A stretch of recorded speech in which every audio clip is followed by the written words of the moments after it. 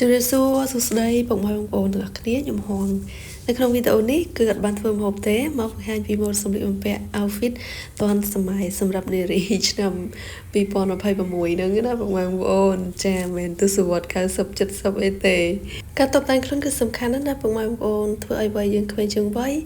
ទី2គឺយើងមានភាពជឿជាក់ស្រស់ស្អាតពេលដែលយើងស្រស់ស្អាតបង្កើនហុងស៊ុយរបស់យើងហើយនឹងយើងជួបតែជាមួយនឹងមនុស្សល្អៗខ្ញុំឆ្លាញ់ម៉ូដសពុតនេះមែនតើកាលពីថ្ងៃមុនខ្ញុំទៅសិតដូខ្ញុំទិញបាន2តែខ្ញុំអត់យកពណ៌សទេខ្ញុំយកពណ៌លឿងស្រាលសពុតនឹងអាចស្លៀកគ្រប់ទម្រង់ណាបងប្អូនចង់លក្ខណៈអាវកោដុបក៏បានអាវយឺតក៏បានស៊ីមីត្រីជាមួយគ្នាមែនតើម៉ូដមួយនេះវិញគឺស្លៀកសម្រាប់យើងធ្វើដំណើរ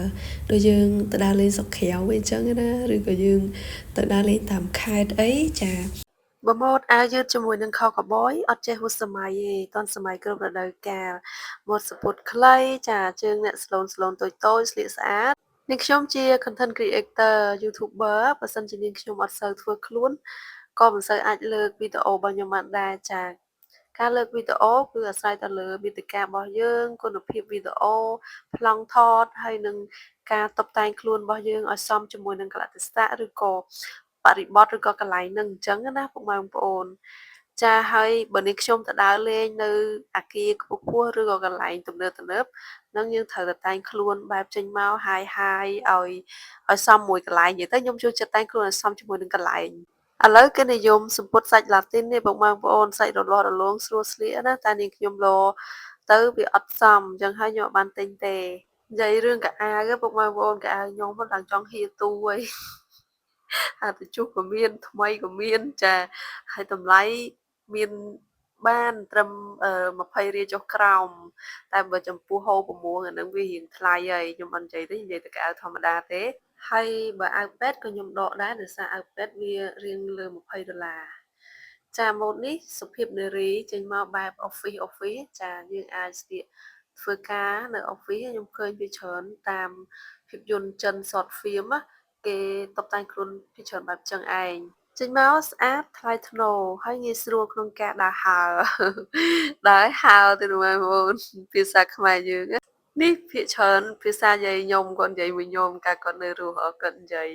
ភាសានិយាយក្នុងគ្រួសារសាមញ្ញហ្នឹងបងប្អូនរូបកៅអៅនេះបងប្អូនថ្ងៃមុនដែលខ្ញុំទៅលេង Eon មួយខ្ញុំចូលហាងកៅអៅ Scarlett ខ្ញុំមានបំណងថាខ្ញុំនឹងថតហើយខ្ញុំនឹងនិយាយវីដេអូជាប្លុកឲ្យបងប្អូនបានមើលអញ្ចឹងណា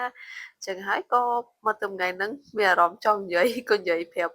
ពុកបងប្អូនដើម្បីទស្សនាជាការកាយកម្សាន្តអារម្មណ៍លំហែភ្នែកចា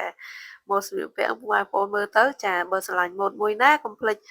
short screen ទុកគ្រាន់ទុកស្លៀកណារៀបចំកៅអៅស្លៀកបែបនេះជាការងាយស្រួលកុំឲ្យពេលយើងទៅដើរលេងយើងមិនដឹងថាអូចង់តែងខ្លួនឲ្យប្លែកចង់តែងខ្លួនឲ្យស្អាតអត់ដឹងស្លៀកអីឲ្យត្រូវជាមួយអីចាវាខាត់ពេលបើយើងនៅគិតណាហើយនឹងខ្ញុំឆ្លាញ់ស្បែកជើងបែបបាឡេចេះបងប្អូនថ្លៃណា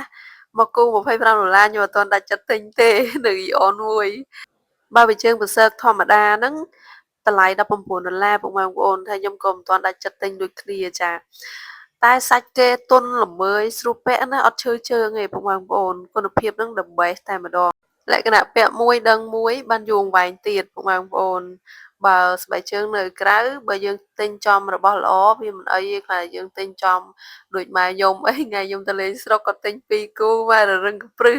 ពាក់រៀងឈឺជើងចាពុកម៉ែបងប្អូនវីដេអូរបស់នាងខ្ញុំក្នុងការបង្ហាញពីម៉ូដសម្លៀកបំពាក់ outfit គឺសូមបញ្ចប់ត្រឹមតែប៉ុណ្នេះហើយសូមអរគុណដែលបានតាមដានទស្សនាតាំងពីដើមរហូតដល់ចប់ជូនពរឲ្យពុកម៉ែបងប្អូនជួបតែសេចក្តីសុខសេចក្តីចម្រើនសុខភាពល្អ